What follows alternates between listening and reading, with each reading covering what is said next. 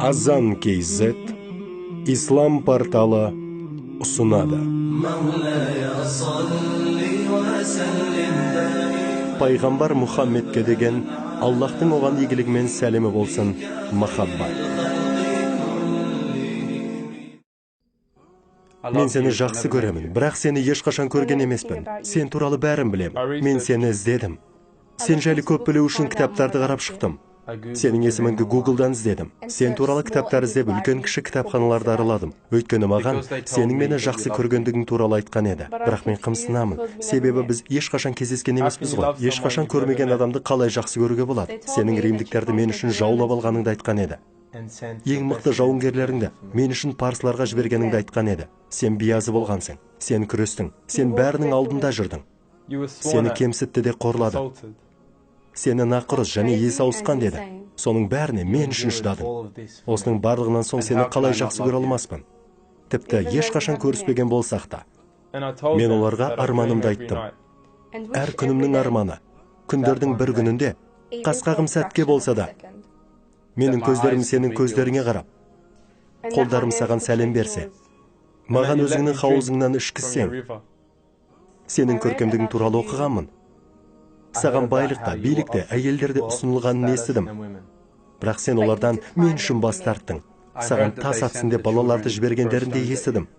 Бірақ сен оларға сабырлықпен жауап беріп, олар үшін дұға жасадың. 3 жыл бойы сені шет қақпайлағандарын, сенің үйіңді тартып алып, өзіңнің туған жеріңнен, жүрегің ерекше сүйген жеріңнен қуғандарын естідім. Бірақ оларға бұл жеткіліксіз болды. Сен олардан түн ортасында жасырын бой тасалағаныңда, олар араларынан ең мықтыларды ізіңе салып, сені өздеріне қайтару арқылы, сенің мен туралы армандарыңды жоймақ болды.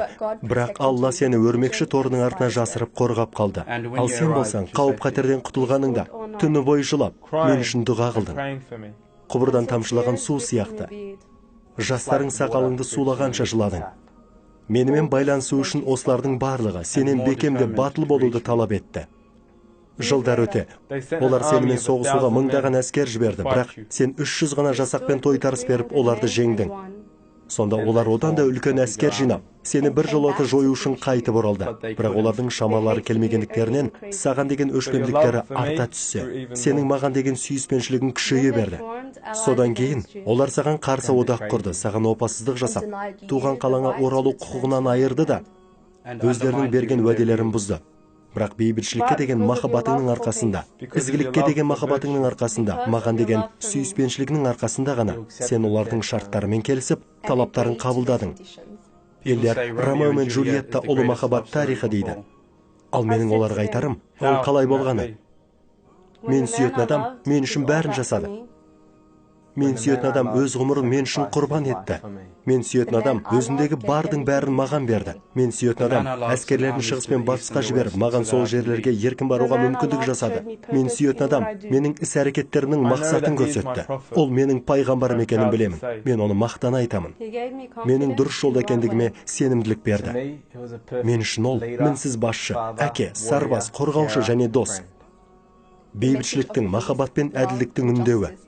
Барлық ерлерге, әйелдер мен балаларға, жер жүзіндегі әрбір жаратылысқа, барлықтардың естеріне салайын дегенім пайғамбарға, Алланың оған сәлемі мен игілігі болсын қайтарылмас дұға сыйланған еді. Оны өзінің жеке басы үшін қолдануына болушы еді. Бірақ ол дұғаны өзінің үмбеті үшін сақтады, оны сен үшін сақтады.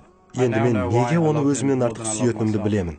Енді мен неге оны өзімнен артық сүйетінімді білемін. Енді мен неге оны өзімнен де артық сүйетінімді білемін. Енді мен неге оны өзімнен де артық сүйетінімді білемін. Енді мен неге оны өзімнен де артық сүйетінімді білемін.